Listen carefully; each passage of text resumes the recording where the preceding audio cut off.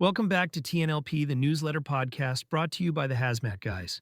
I'm your host, Timmy, here with a special Black Friday edition of your weekly HazMat news. The biggest story this week?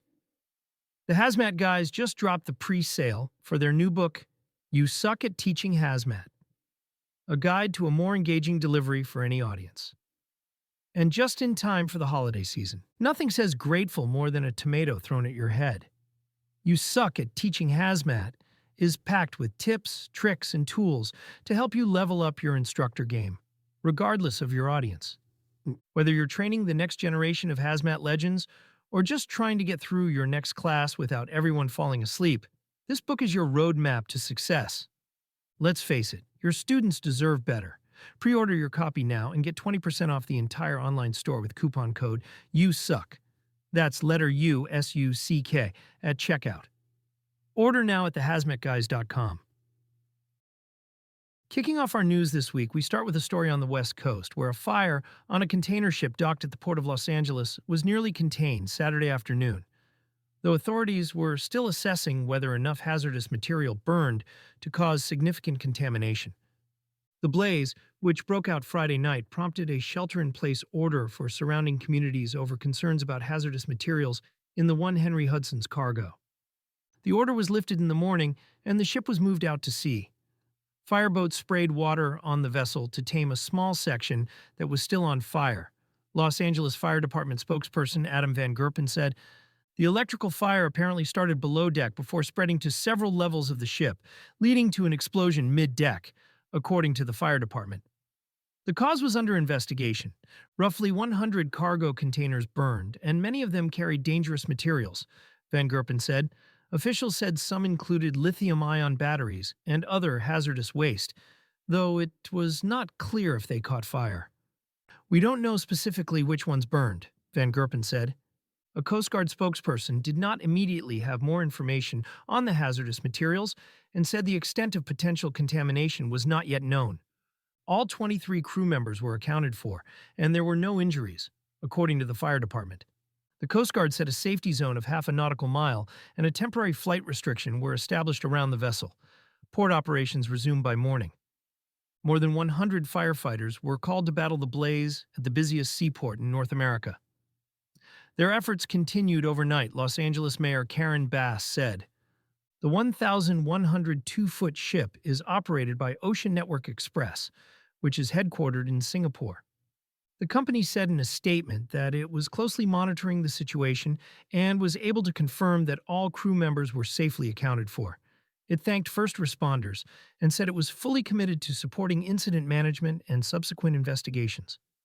Before Los Angeles, the ship was most recently in Japan, stopping in Kobe, Nagoya, and Tokyo.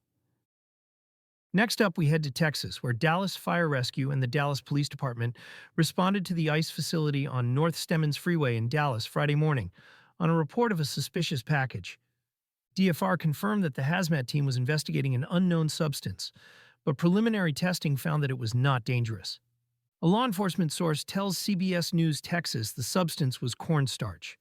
In a statement issued Friday afternoon, an ICE spokesperson said an ICE officer opened an envelope addressed to Dallas field office and found the white powdery substance inside. A shelter-in-place order was issued until the powder was found to not be hazardous, and the facility resumed normal operations. A second envelope was sent to an ICE office in Irving, the statement said. The Dallas facility is the same one that was targeted by a shooter in September. A shooter, who was targeting ICE agents, killed 2 detainees and another hospitalized.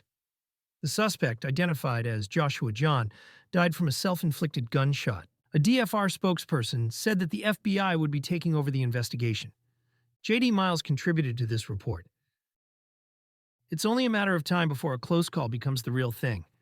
Make sure your team is prepared for whatever the day may bring by keeping up to date on scenario training with the HazMat Guys. Learn more at thehazmatguys.com/training for the full course catalog. Wrapping up this week, we're back on the East Coast, where hazmat crews responded to a rollover crash in Miami County on Wednesday afternoon.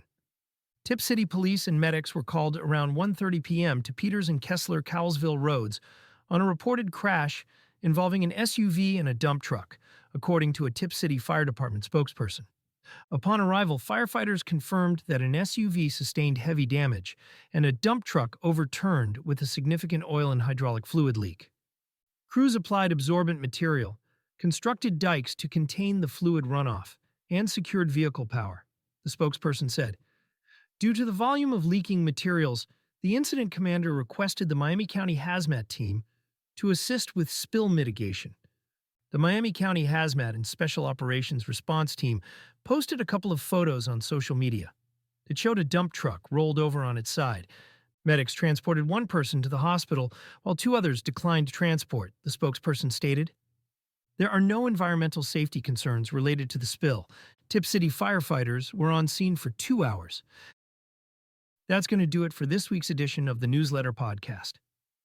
Make sure to order your copy of You Suck at Teaching HazMat while the Black Friday sale is still on. We'll be back next week. Until then, Timmy, over and out.